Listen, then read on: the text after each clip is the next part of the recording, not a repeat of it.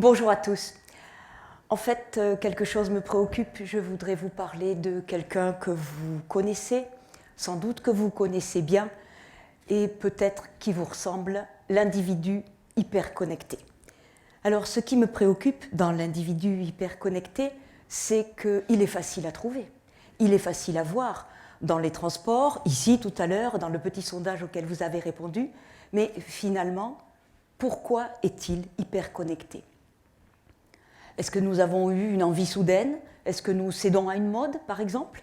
Ou bien est-ce que nous avons besoin d'être hyperconnectés? Et en fait, c'est l'hypothèse que je vais développer en considérant, et on vient d'en voir une partie avec le pitch précédent, que nous vivons dans un univers dont les codes, dont les valeurs, dont les règles ont changé.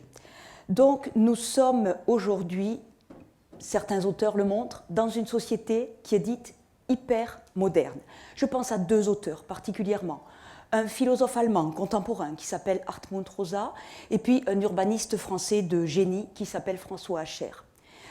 Leurs travaux nous permettent de comprendre que la société dans laquelle nous vivons, la société hypermoderne, est assise sur deux traits caractéristiques que sont l'accélération, tout va plus vite, tout change d'une part, et que sont l'amplification d'autre part. Beaucoup plus de choix, beaucoup plus de possibilités, beaucoup plus d'amis, beaucoup plus de possibilités de tout, d'achat, d'études, de déplacements, etc. Et donc cette société hypermoderne, comme toutes les sociétés, se développe sous nos yeux sur des valeurs. Toute société s'agrège à des valeurs. Et en fait, je voudrais voir avec vous 4 valeurs qui nous conduisent à l'hyperconnexion. La première valeur, il en a été question à l'instant avec la génération EasyJet, c'est la mobilité. Mais il ne faut pas penser qu'à cette mobilité physique, géographique, qui nous permet d'aller d'un point A à un point B, mais à toutes les mobilités au sein desquelles nous vivons. Des mobilités qui peuvent être organisationnelles, des mobilités qui peuvent être relationnelles, y compris au sein d'un tout petit cercle, sa famille, son conjoint. Donc, finalement, une instabilité qui naît de ces changements qui nous sont possibles et que nous vérifions. La deuxième valeur, qui est amenée par une société hypermoderne, est quelque chose qui nous colle à la peau aujourd'hui. Hacher appelle ça la multi-appartenance. Autrement dit, jouer plusieurs rôles sociaux en même temps. En même temps, pas tout à fait, mais dans la même vie, en tout cas. Jouer plusieurs rôles sociaux, ça veut dire quoi? Ça veut dire développer des identités dans la vraie vie.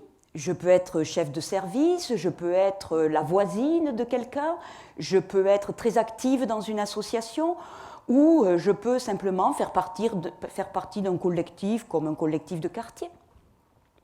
À chaque fois que je vais développer une identité, je vais avoir une certaine mobilité, une certaine agilité sociale. Je vais passer d'une identité à une autre. Et le spectre est large. Certaines identités sont avérées, correspondent vraiment à notre vie sociale dans la vraie vie. D'autres sont plus fantaisistes, plus usurpées, plus cachées, derrière des avatars, derrière des pseudonymes, derrière des comptes, des profils. Donc toutes ces identités me correspondent, bien entendu, mais impliquent, et nous le verrons ensuite, que je les manipule à bon escient. À quel moment est-ce qu'une identité est intéressante à développer, à instruire, à faire vivre, à valoriser? La troisième valeur d'une société hypermoderne marche avec les deux précédentes, bien entendu, pour faire cohésion sociale, c'est l'ubiquité. Mais je ne voudrais pas retenir de l'ubiquité cette idée un peu basique qu'on serait à deux endroits en même temps. Je préférerais convoquer les univers des identités que j'ai développés dans des moments, des espaces-temps, ou parallèles, ou à l'intersection des deux. J'imagine mal, par exemple, là, recevoir maintenant tout de suite un appel vidéo perso. Parce qu'il faudrait que je gère deux identités et je me sentirais déjà en difficulté et je choisirais bien sûr d'y renoncer. Donc cette ubiquité nous permet de faire vivre nos identités en parallèle, d'accepter l'intrusion d'un univers porté par une identité dans une autre, et notre ubiquité, elle est là. Elle n'est pas seulement dans la projection que nous pouvons avoir grâce à certains outils, certaines technologies numériques, de nous projeter dans un univers lointain parce que la personne à qui nous souhaitons parler n'est pas sur le même continent que nous. Alors voyez-vous, ces trois valeurs en fait conduisent à la quatrième, qui est une valeur tout à fait cumulative des trois premières d'une part et particulière. La quatrième valeur, c'est l'autonomie. Une société hypermoderne nous donne les clés pour accomplir notre destin.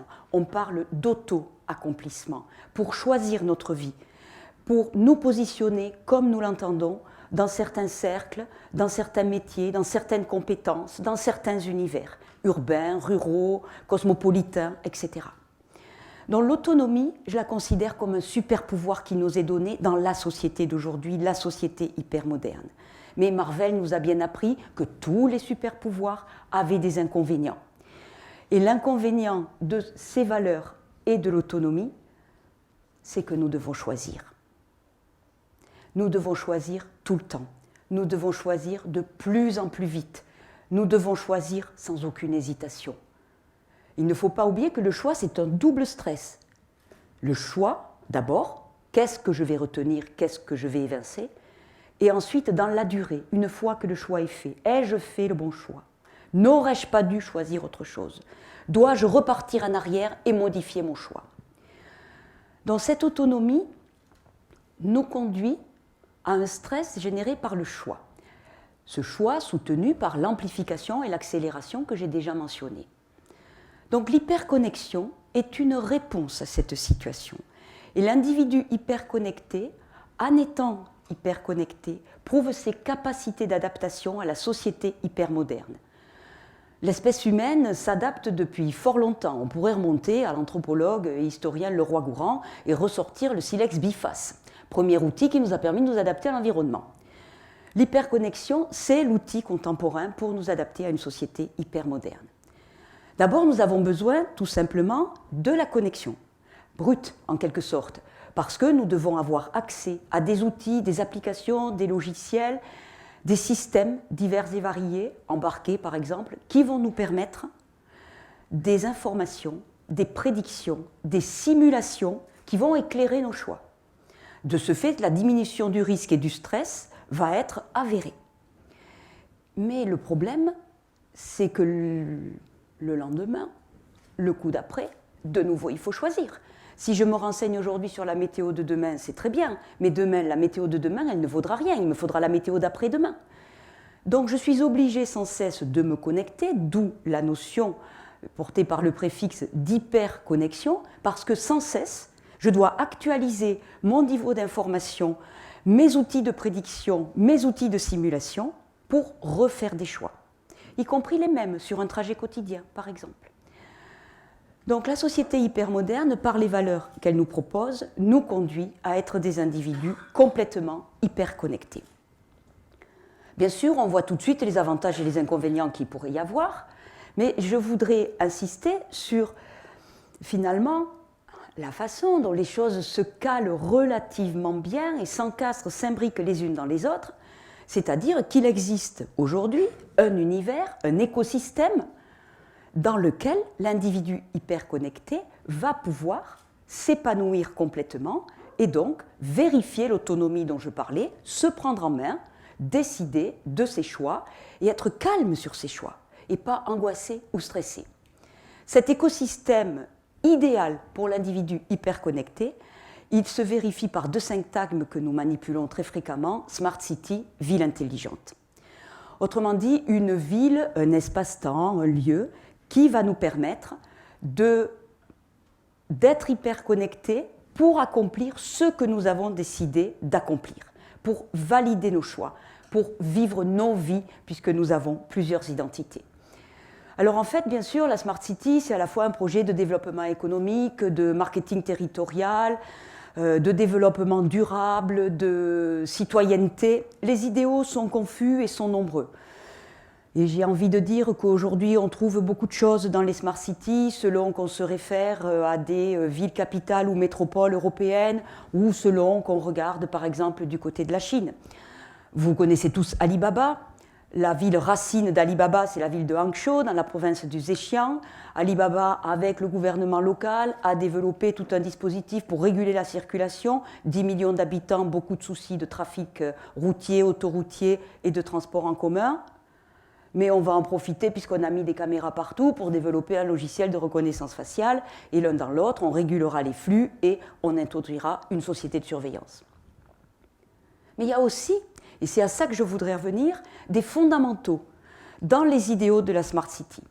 Et 3 de ces fondamentaux, sur lesquels elles se développent toutes pour l'Europe et pour des pays qui ne sont pas totalitaires, me semblent vraiment montrer que la Smart City est l'écosystème naturel de l'individu hyperconnecté.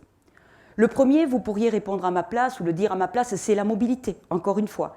Forcément, puisque une Smart City nous propose par beaucoup d'outils de faciliter nos déplacements avec des objectifs qui nous permettraient d'alléger notre empreinte carbone ou, par exemple, de propulser la ville presque dans des idéaux de développement durable.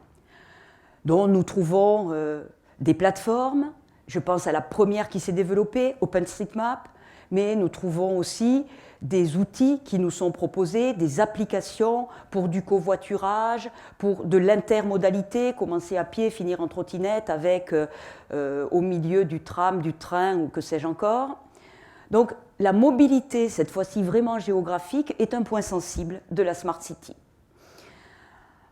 Si la Smart City nous propose des outils qui facilitent notre mobilité, nous aurons tendance à être de plus en plus mobiles et donc on voit bien comment la figure de l'individu connecté et celle de la Smart City peuvent se rejoindre.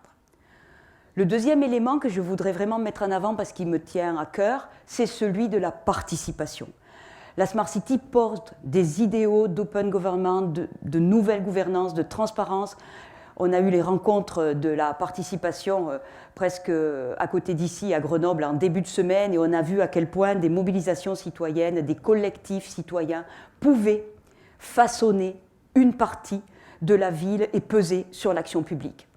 Alors cette participation, encore une fois, elle va passer par des outils que nous maîtrisons en permanence. Et c'est peut-être là qu'il faut jouer de nos profils, de nos identités, de notre ubiquité, pour contribuer soit à l'action, soit au financement de l'action, soit au relais de l'action. Donc on voit encore une fois que la Smart City nous permet finalement de dynamiser, de valoriser, d'exploiter les caractéristiques de l'individu connecté en situation d'hypermodernité. Et le dernier point qu'amène la Smart City, je l'ai gardé pour la fin parce que ce n'est pas celui qui me convainc le plus, mais on ne peut pas l'oublier, c'est tout simplement de nous permettre de nous connecter. Il faut qu'on puisse accéder. J'aurais envie de parler de l'âge de l'accès de Rifkin maintenant, c'est-à-dire c'est la base, accéder à un réseau, à de l'information, à une application, à d'autres. Sauf que cette connexion, elle est encore plus complexe, encore plus riche dans une Smart City. Nous pensons toujours, ou trop souvent en tout cas, la connexion entre des humains via des technologies. Mais il faut penser la connexion entre des machines et l'environnement. Je ne prendrai qu'un seul exemple, la tour à énergie positive, la tour Elitis qui a été construite à Strasbourg, c'est la seule qu'on ait à l'échelle de la France, la deuxième sera bientôt construite à Saint-Étienne. Donc c'est une relation entre des technologies, des dispositifs et l'environnement. Quand on pense aux véhicules autonomes, c'est technologie, environnement, machine, environnement. L'homme est passif dans l'affaire. Il s'assoit, il se laisse conduire. La petite navette Navli a né l'illustration. Donc cette connexion permanente, bien sûr, c'est humain-technologie, humain-environnement, humain-machine, mais c'est aussi technologie-machine, technologie-environnement. Et quand je dis machine, je pense bien sûr à l'intelligence artificielle ou au machine learning. Donc on s'aperçoit qu'on a là tout ce qu'il faut pour qu'une Smart City se développe en laissant la place à des individus hyper connectés, avec comme bénéfice que nous pourrions en attendre, vraiment, de prendre nos destins en main. Alors pour conclure, je voudrais aller chercher un historien, c'est mon côté universitaire qui ressort, Pierre Rosanvallon. Pierre Rosanvallon est un historien qui a écrit un ouvrage en 2011, lequel s'appelle « La société des égaux ». Et ça sera ma conclusion. Si on écrit égaux, E-G-O, autrement dit un auto-accomplissement à visée personnelle, une espèce de redondance tautologique, mois pour mois par mois, avec la technologie. C'est un modèle de société, un modèle de smart cities avec une compétition, avec un objectif de développement économique qui se développe. Si par contre, on écrit comme Rosan Vallon, la société des égaux avec la valeur d'égalité, donc bien sûr EGAUX, alors nous pouvons aussi nous servir de ces outils pour d'autres projets de vie. Et je finirai par paraphraser cet auteur qui dit que finalement, le projet qui nous attend pour la génération C, et peut-être quand même un peu les précédentes qui sont toujours là et qui vieillissent de mieux en mieux, c'est de faire société. Donc si le travail de l'individu hyperconnecté, c'est de faire société, il suffit de se demander laquelle. Je vous remercie de votre attention.